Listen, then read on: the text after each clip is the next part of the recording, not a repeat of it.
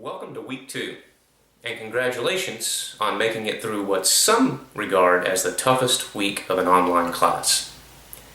Now, week 1 is not the toughest week because of the course material. In fact, we try to ease you into the course with some relatively simple assignments that first week.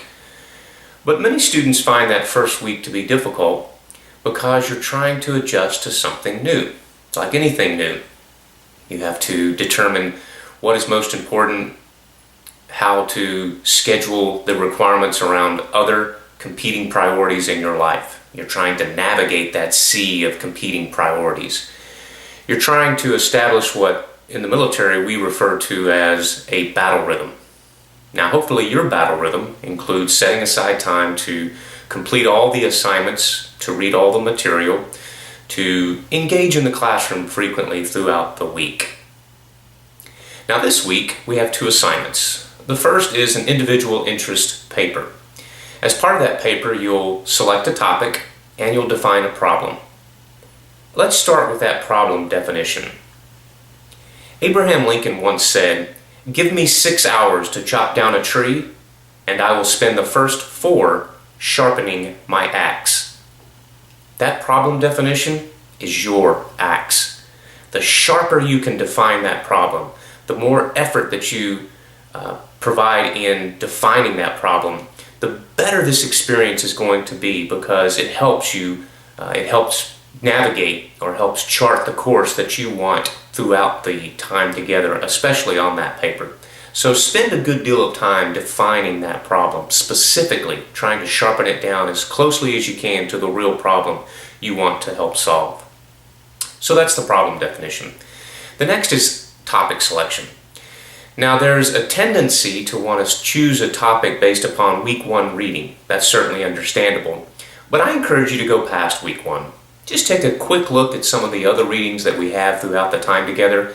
Find a topic that means the most to you. You want something of interest. You're going to be spending quite a bit of time on it. You might as well choose something that you're going to enjoy.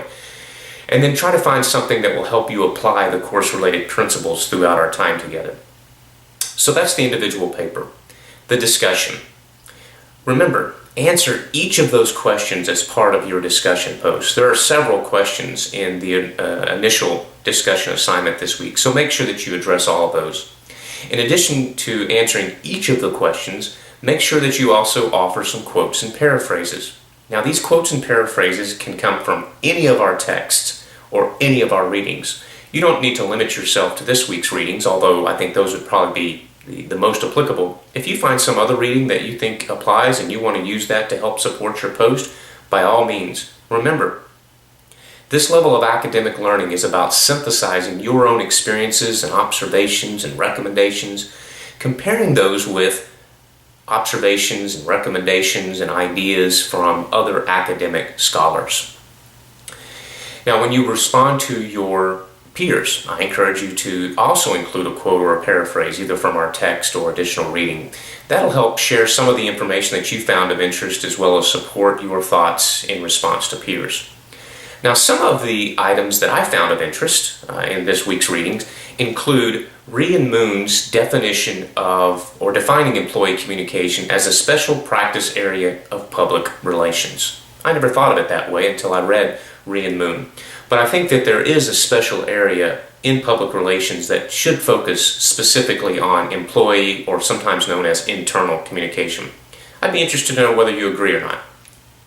Under our organizational structures and their relationship with communication practices, your authors talk about 4 organizational structures. Look at those structures and see how they compare with your organization and how that knowledge can help define or describe your discussion post or even your topic selection if you choose.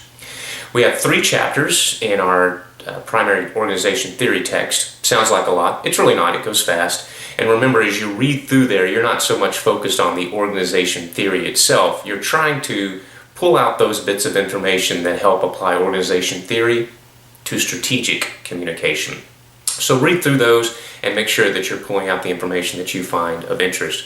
I found Max Weber's part about bureaucracy to be interesting. I've worked in a bureaucracy. I suspect many of you have as well, or at least you're familiar with those.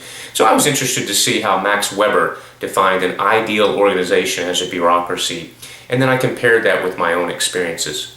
You may also be interested to see the typology of story by Aristotle. Now, if you work in public relations, advertising, communication, or more specifically strategic communication, you're a storyteller. Now, not the kind of stories that we got in trouble for as kids. You're telling truthful stories. Stories about your organization. More importantly, stories about individuals in your organization. You're trying to share those positive messages with internal and external audiences. So it's interesting to kind of look back and see how many thousands of years Aristotle wrote that and how it's still true today in terms of storytelling. Well, those are things that I found of interest. I'm interested to see what you find in our reading this week. I encourage you to always stay ahead, turn all assignments in on time, and enjoy this time of learning.